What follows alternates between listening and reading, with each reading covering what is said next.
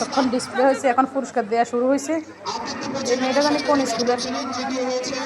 এখন আমার ছেলেকে ডাকছে, ছেলে পুরস্কার নেবে মহামান্য অতিথিদের হাত থেকে। ওনারা ওকে পুরস্কার তুলে দিচ্ছেন আর ছবি তুলতেছেন। সবাই অনেক খুশি, ছেলেও অনেক খুশি। ভিতরে কি আছে দেখবো। কেউ বলে মগ, কেউ বলে থালা। ওই এগুলো তখন করতে চায় না, মনে করে বুঝি ভাতের প্লেট দিয়ে জন্য একটা প্লেট বিক্রি করে। এটা হচ্ছে আমাদের ইমতিয়াজ। সবাই ধরে ধরে দেখতেছে। ছেলের শরীর খারাপ, তারপরও নিয়ে এসেছি। তারপরও কষ্ট সার্থক হয়েছে, একটা তো পাইছে। সবাই একটাই পাইছে, কেউ দুইটা পায় নাই। আর আহারে পুরস্কার নিয়ে হাতে হাতে ঘুরে।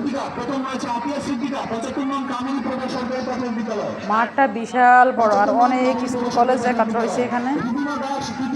যারা বিজয়ী তাদেরকে পুরস্কার দেওয়া হইতেছে 26শে মার্চ উপলক্ষে। আমাদের ফায়ার সার্ভিসের বাইরেও আছে। আমাদের ইরানিও পাইছে, ইরানিকে ডাকতেছে।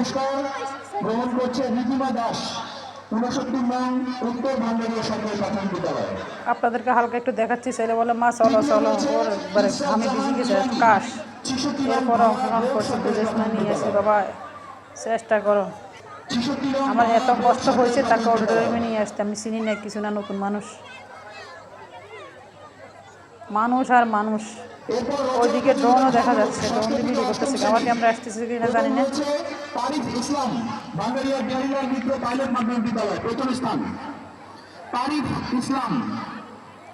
আমি এখানে বেশি অপেক্ষা করব না, বাসায় চলে যাব।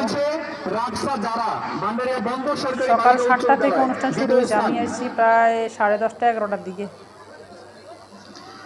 রাফসা যারা দ্বিতীয় স্থান, ভান্ডারিয়া বন্দর সরকারি বালিকা উচ্চ বিদ্যালয়। এরপর প্রস্তুত থাকবে এস এম মাহাদুল হাসান, রচনা প্রতিযোগিতা খ গ্রুপ 6ষ্ঠ থেকে 8ম শ্রেণী। বললাম বাবা একটু থাকো, একটু অনুষ্ঠান থাকো। কারণ না মা আমার কষ্ট লাগে, থাকবো না, ঘামে ভিজে গেছে। আমার আগে আগে হাঁটা ধরছে, দেখছেন গেট দিয়ে বেরিয়ে চলে গেছে। সবাই ভালো থাকবেন, আল্লাহ হাফেজ। আমরা বাড়ি চলে যাবো, এখন আর দেরি করবো না।